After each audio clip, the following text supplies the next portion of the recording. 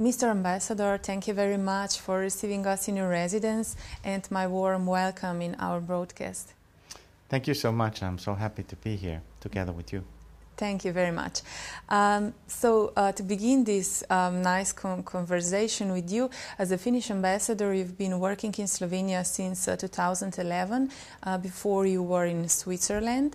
How do you see and maybe feel these two countries from your experience? I like both countries because I think that in both countries I have been able to fulfill my potential to its best, to be myself. Both countries are very accepting to foreigners, easy places to live. So that gives a very good platform of representing simply your own personality.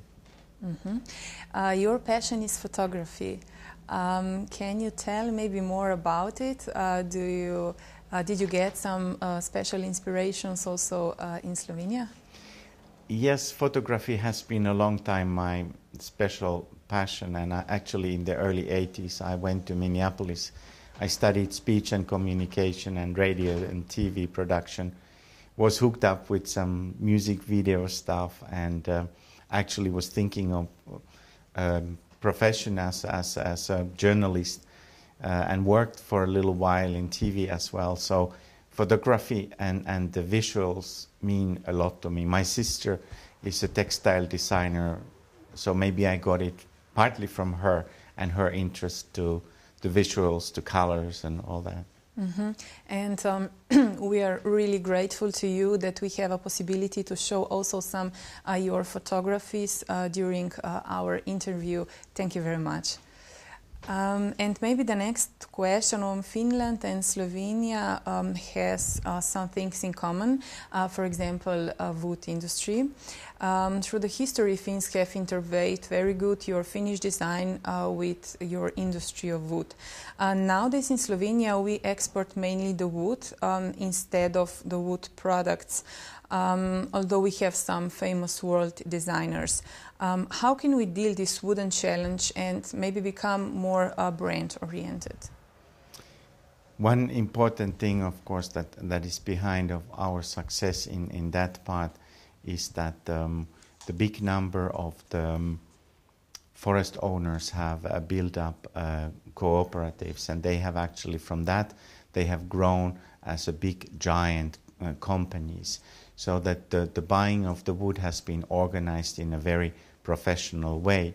If you think about big multilateral companies like Nestle, because I've lived 4 times in Switzerland, they also came about the cooperative of the farmers. And look at what Nestle is today. It's a global company and so on.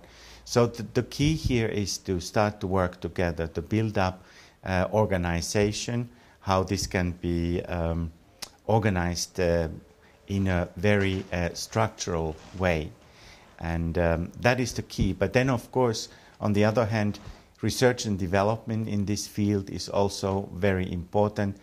The forestry industry has changed quite a lot during the past years.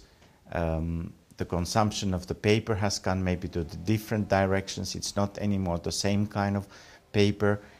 People are saying that in the future it's a cupboard, like people are buying more from the internet, demand for that. Maybe the papers are not needed anymore. Then there's the question of biomass, all the scientific use of the things that we have in forestry. So research and development is, of course, one very important part of this.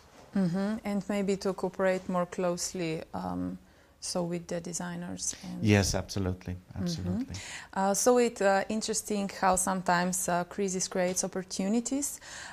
Because of the long winters in your country, you appreciate light very much. And from that reason come lots of best light designers in the world from Finland.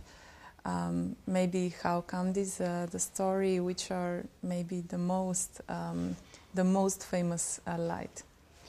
Well, one thing is that we are very practical people and very rational people, I would say, maybe to some people even too rational people, but if there's too little light, so people have really started to work on that, how to make our long winters better. That's where the light design has come around. And I think you rightly point out that the crisis can create new opportunities. Our way of thinking is that if there's a challenge, there's going to be a process, and the best thing is that you learn from a process. And here again, it's very important to keep in mind that some of the best processes are where you fail and you make mistakes, because next time you know much better even how to break it through.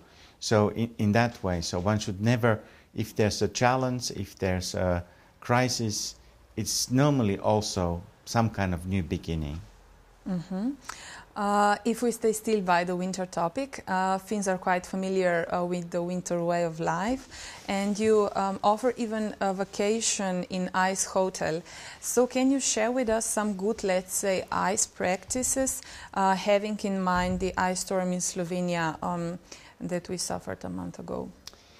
Yes, we once again, like, this is an area that I feel very strong about. We are always preparing for the worst.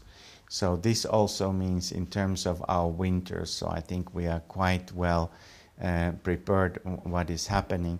In terms of this kind of emergencies like ice storm, the Finnish Red Cross has created some sort of like a voluntary network in dealing with these situations. They have been trained what to do when these sort of things happen, and that has been working quite well. Two other issues how to deal with the winter, and where we find that we have actually advanced and went quite far, are we have a very advanced technology of ice breaking. We have the icebreakers, I would say the top of the line in the world. We need to keep the sea open, so that has been developed in Finland quite well. And maybe you have heard that also in terms of keeping the airports working under winter conditions, Helsinki airport has a really fantastic reputation of being open whatever the weather is. Some other places in Europe, a little bit of snow and the airport has to be closed. So I would say that these challenges just simply make you find solutions how to deal with these different situations. So preparedness is the word here again. We really want to be prepared for the worst, and we want to be prepared for the future. I don't think our mentality doesn't allow us think this way, that by the day of the catastrophe we will start improvising. We don't count on that on that day when the crisis hits you can start improvising. You have to prepare yourself for that moment. While talking about the Finnish lifestyle, there must be mentioned also the cult of Finnish sauna, the place actually where Finns warm up, and also it has the important purpose of a social function. So maybe can you tell us more about this culture of saunas in your country? From the beginnings, I would say that sauna is very much like a family-oriented place. Children go with their parents to sauna, have discussions about the issues that maybe be harder to be discussed on other circumstances. Sauna takes off all the formalities. It takes off your pretentious behavior, your acting, and that's why we tend to say that all the real and good things come out in these discussions in the sauna. And of course it doesn't mean only family, it can also mean friends. I have seen people analyzing outside of our country about the function of the sauna, that sauna somehow makes the world like a better place because you see things differently simply. So that's the purpose of the sauna to us, and of course reflect our lives, reflect the past, plan the future, these sort of things. So it's really very mental state of mind to us to go to sauna and share it with people, or alone. That can also serve the purpose. Sometimes we need to be alone also with our thoughts. And where are located the most saunas in your country? They, as I know, if I know correctly, they have a special place. Saunas, of course, typically they were always located by the lakes. So we have 100,000 and so lakes. So that's the really, really original place. But not everywhere next to your house is a lake. So today's modern apartments even have little saunas in an apartment house. So every single apartment can have a little sauna, but that's of course different. Or then we have also this kind of common saunas, like in the house where I live. Downstairs there's a huge sauna department, and everybody can book one's own hour there, like a weekly hour. Then there are common hours, like evenings when people can go jogging and stuff like that, separately for men and women, certain hours, and you can go there to have a sauna. So there are different variations how it works. Well, Finland is also well known by its high living standard and economic position. For the year 2013, Global Innovation Index placed Finland among top 10 ranking. So what contributes the most to such favorable climate in your country? Well, one thing that it really starts with is the emphasis on education. In these surveys of valuing our education, I think Finland ranks quite high in many, many different fields. The educational system is something that we really have invested a lot. And I think it continues then again in terms of the companies. So a lot of effort is put in the research and development. And I think all this comes from also from our sort of like national characters. We are kind of like bold, and I always say this, that it's allowed to be a little bit crazy, because this little craziness you can turn into innovations in doing something that maybe not everybody in the beginning believes in, but once when you are there, it may open up something completely new. And we have seen it in some modern new companies that have been coming up in Finland recently as well. Mm-hmm. You mentioned your educational system. You're also well known by interweave different knowledges, your interdisciplinary approach. Could you present maybe some good cases of this? Yes, I'm very glad to represent an example. We have a university that is called Aalto University that combined polytechnics, economics, and art and design. Wise people made the decision some years back to combine these faculties to one university. There was a lot of fight in the beginning because people thought that these people cannot really work together. This has proved to be completely wrong, because this way the people, the engineers have found the people with the business mind, and then again they have found the right designers in the same place in this university. So this Aalto University is really one good example of success of this interdisciplinary way of moving things further. And I'm really glad there's a big interest into this in Slovenia as well. People from the university have come here, and actually exactly today your Minister of Education, Slovenia is visiting Finland and is visiting Aalto University. Great. Hope to have also in Slovenia some interdisciplinary approaches. This would, I think, also be very good for our industry of wood that we were talking before. So, before you become a diplomat, you also worked in financial business. And regarding high global innovation ranking, Finland must have a good funding system for innovative companies. Maybe just to point out a case of Metso Group, I don't know, this must be a coincidence, the same name, a global provider of mining and construction technology. A few weeks ago established joint venture with a Chinese company Liu Zhong. And so what are the main financial stimulations in Finland for such a successful stories?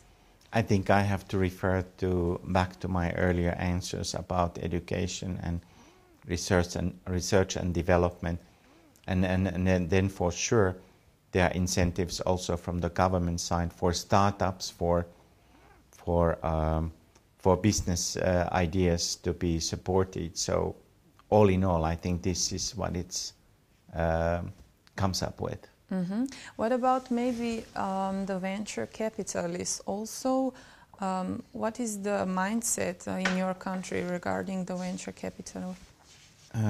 What? This is like the business angels and the venture capital, maybe from abroad. If someone has a good idea, innovative idea, and he doesn't have a financial background, and then comes funding from this side. Yeah. It's like American way. Yeah. Well, I think it's Finland in that sense is quite much open. You recently heard the story of Nokia. Microsoft bought the mobile phone part of the company, but they are planning to have their research centers in Finland, and companies like Google have come to Finland as well with a strong way. I think we realize that we need foreign capital, and there's not this kind of jealousy of that would be taking something out from us.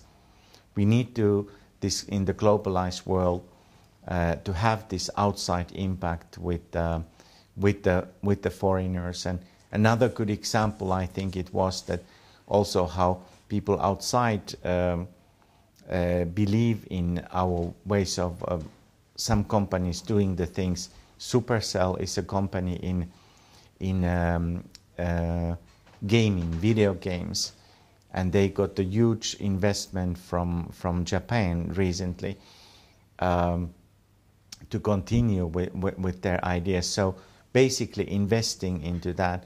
And I think this is a good example of how in the globalized world with the good ideas you do this together with others.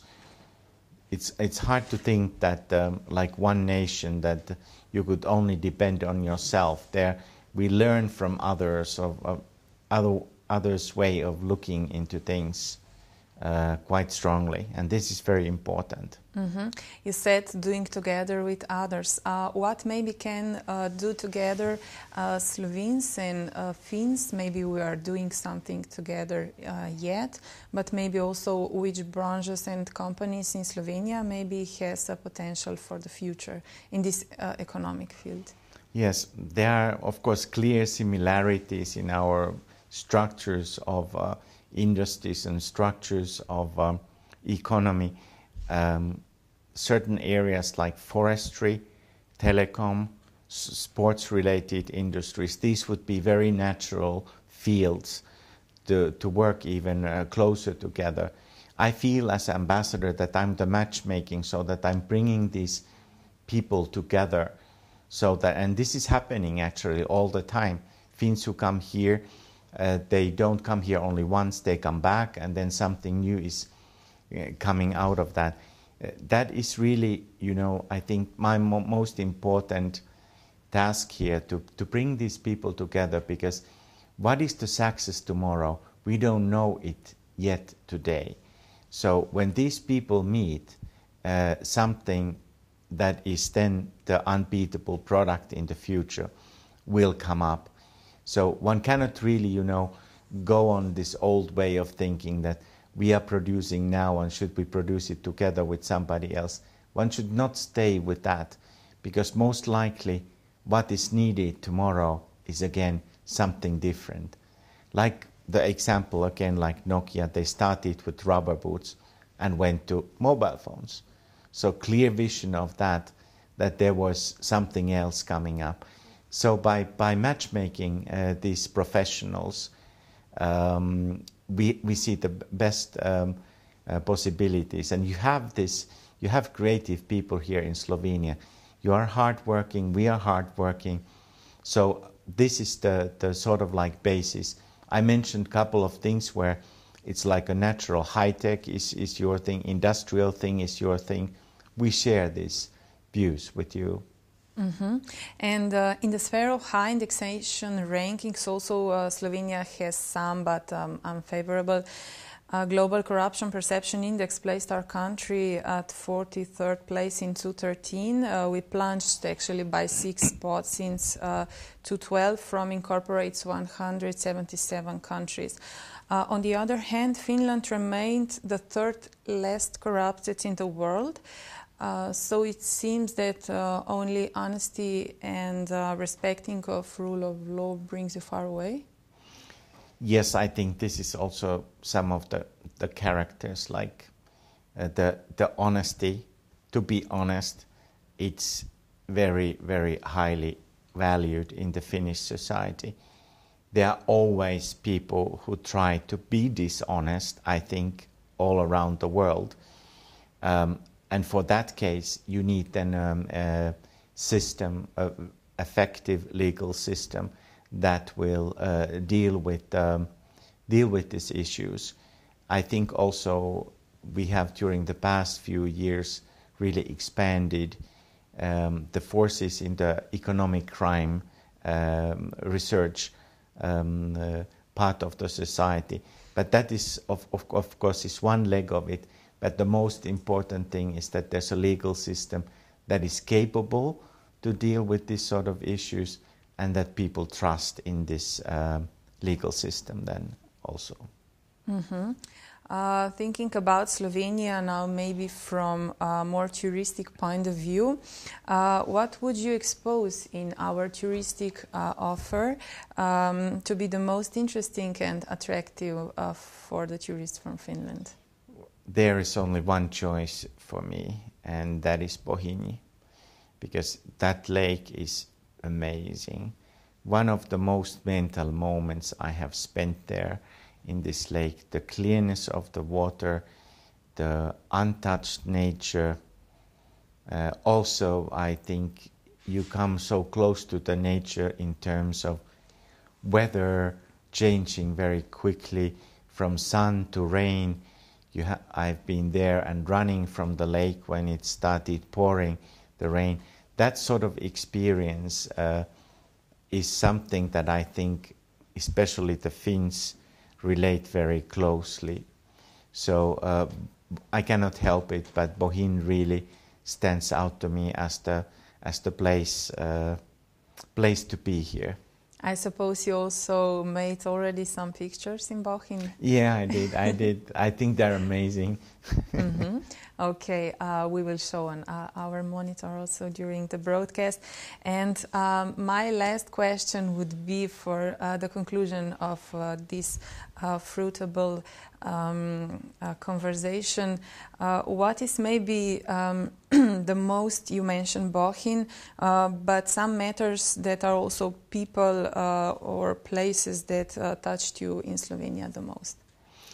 Okay, I started with Bohinj, so now when we go to the other sort of like wider scale on that, I start with places. I would add 2 places to where I also have felt very mental to that list, and the one is the Socha River Valley, and hiking there, also very mental experience to me, and then Piran as a town. So as a summer experience, Piran and walking by the sea, long way to Strunjan. That is also that I would never get tired of that. But I always say this, that nature adds something to your life quality that makes your days better, but really either makes or breaks your day are the people. And my experience here is that it's a fantastic feeling that after 2.5 years I have gained trust by some people, and they have let me come close to them. So I have a feeling that I have really learned to know people. I know that Slovenes, in the beginning, you are polite, but you are also a little bit reserved, like we Finns are. But when that happens, that the trust is there, and you really start learning people, I think this has given me the possibility to really learn to know a new culture, new way of thinking, just expanding my own life and my own thinking. I mean, I have learned to know here, so I have to mention a couple of names because they have made so strong impression to me. Now I'm taking out some younger generation people because they have made me see things differently. They see things clearer than anybody else here in this country. To listen to them is always a big joy to me. Now I'm talking about Goran Vojnović, Nate Skatsvoda, Miha Mazzini, Rok Bicek. They are all working with literature, movies and so on. But what is really important, that they are the people who can tell the story. And that's what makes Slovenia interesting. No one story is like a perfect story with no edges or hard stuff. People would actually not be interested in a Sound of Music sort of like story. They have to be believable stories, they have to be true, and they have to be told in a way that people can find the sort of like universal values in them. And I think these 4 people that I mentioned now are the voices of today's Slovenia. They are able to tell these stories so that the outside world gets interested what is really Slovenia. And one more thing I have to say, if one big one happening that is the biggest thing that has happened to me during these 2.5 years, and that's the spirit of Eurobasket. It was so breathtaking. I mean, you know how to make this happen. You brought people together. You cheered also for your for the teams that were competing with you. To me, this will stay forever in my mind, the spirit of Eurobasket. Do it again. And can you share with us, maybe for the end, your favorite Slovenian word? Word? Mm-hmm. Favorite Slovenian word? Yes, there is one, because I started to say that in the beginning, and that nezen or nezna. Aha, nežna, yes. Because that's how I feel it here. Thank you so much, Mr. Pekka Metso, for really this nice conversation, and thank you again also for your photos that you contributed for this broadcast. Wishing you all the best in the future, and here also in Slovenia. Very welcome. Thank you. Likewise to you. Thank you.